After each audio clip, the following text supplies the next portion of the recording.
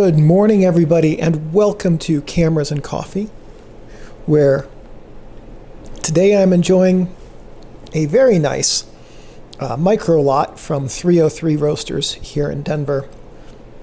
What is going on with Ricoh? So back in, what was it, January, I think it was, Ricoh made an announcement that they were going to change the way they were doing business. And it's kind of a lesson in corporate communications, the way that they handled it, because it was not handled perfectly. So before we get into what exactly is before we get into what I think they're going to be doing and what this structure looks like it's going to be, of course, we understand that, at least for the time being, that the structure for those of us outside of Japan, it sounds like by and large their business model isn't changing too much. Steinbeck, come here, Steinbeck. Literally, people only watch this series for you. Yes, that's a good boy. Okay. But they made this announcement, as you might remember, in Japan, that went out, and they said they're changing to this workshop-like structure. And I remember reading that announcement and thinking, I wonder how B&H and Amazon and Adorama and all of the other distributors in Australia, Europe, and Canada, and places like that, I wonder what their take on that was.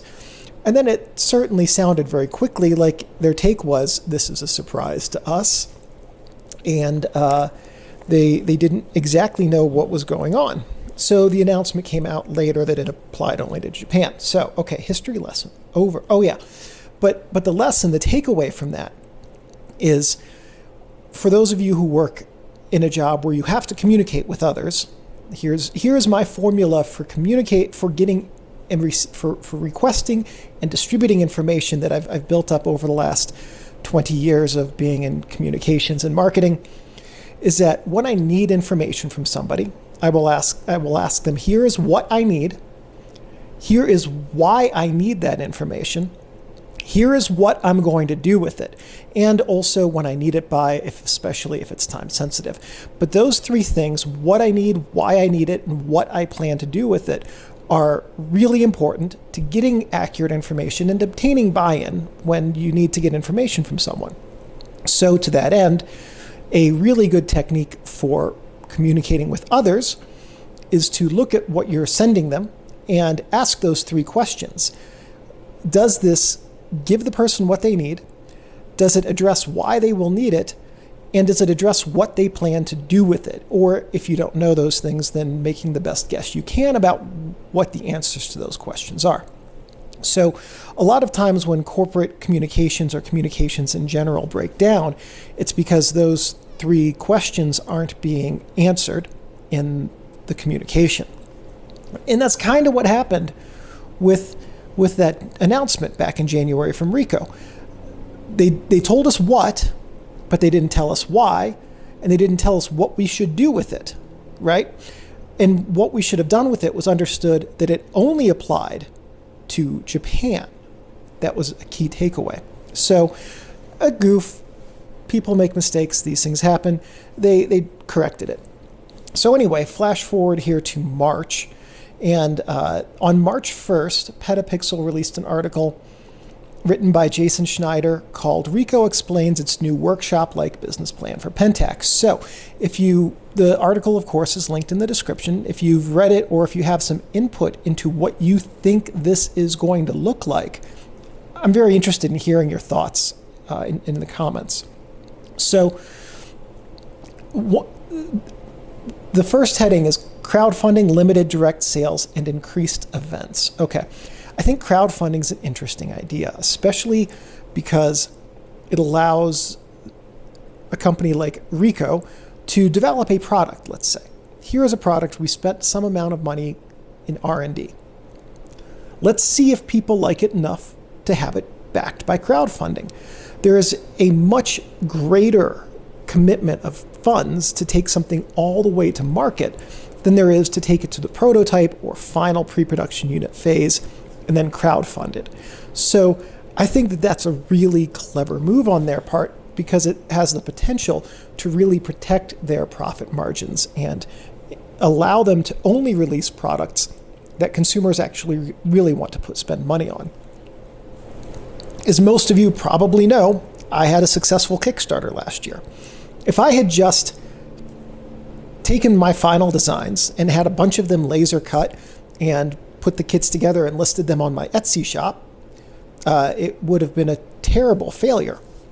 But the crowdfunding campaign made it a successful event and gave me enough extra kits that I still have a handful available for sale on my Etsy shop. So once those are gone, they are gone, but they are there for right now. So crowdfunding does really have the potential to help companies like Ricoh, or Canon has done it successfully a couple of times, to release stuff that people really want without the losses associated with releasing things that people don't want. Okay.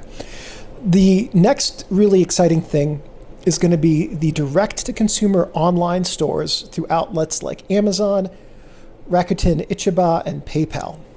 PayPal's a curious one, but I don't know what that store is going to look like. I don't know. And I would be really interested in knowing what those online stores will look like. Because if they're going to put together an online store where someone can say, order the camera model that they want and get a custom color for it, or just go with the standard black or silver or whatever. Order custom kits. I want this camera, I want this lens, or these two lenses, or whatever. I think that has the potential to be a really good business model, especially, by the way, if Ricoh has the ability to do some sort of customization. For instance, if they were to have a laser engraver that you could put the camera in, and then a person could have their name engraved on the camera. That could be really nice. I think that would be worth paying for a lot of us who are interested in investing a significant amount of money in an expensive camera. So,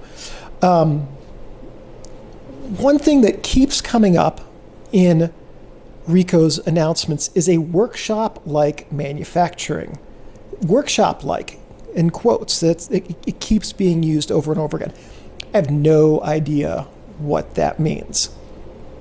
If you have any ideas as to what Ricoh means when they say that they're going to have workshop-like manufacturing, drop them in the comments, because I am at a complete loss. It almost sounds like they're going to be taking bespoke orders, like the camera will not exist until someone buys it, or something like that. I don't know. Very, very curious wording. So, it is good, I think, that they are focusing this change on the Japan market right now, because it's, as I understand it, really their biggest market. And the Japanese camera market is also always one that's a good test bed for innovation. So if this model works in Japan, it has the potential to work elsewhere, in theory. And if this is something that helps increase Ricoh's ability to keep the Pentax brand going, I think that for all of us who use Pentax cameras, that's really a good thing, because they do make exceedingly good cameras and really, truly stunning lenses. So it would be a huge loss for us, those of us who do still photography, to lose the Pentax brand. So, at any rate, while I don't fully understand exactly what everything that they're planning means, I am optimistic about the future, and I hope that it's a bold and brave business decision. And as I said once in a corporate presentation many years ago, bold decisions need to be made. And I think my exact follow-on to that was, sheep become mutton and sweaters, which, while it garnered a laugh, did not result in the company changing from being anything but followers. And that's, a big part of the problem that they ended up having. Anyway, train of thought. Oh, yes. So bold business decisions, I think, are generally pretty good, and I am very excited to see what this decision does for Pentax, and I'm very optimistic. Let me know your thoughts about this exact thing in the comments, and I will see all of you in the next video. Right, Steinbeck? Well, you're going to get this for like another 3 hours, because Steinbeck is lying on my lap, and we all know I can't get up when your pet falls asleep on your lap, right? All right, let's get up, pup. Come on. I got to get up.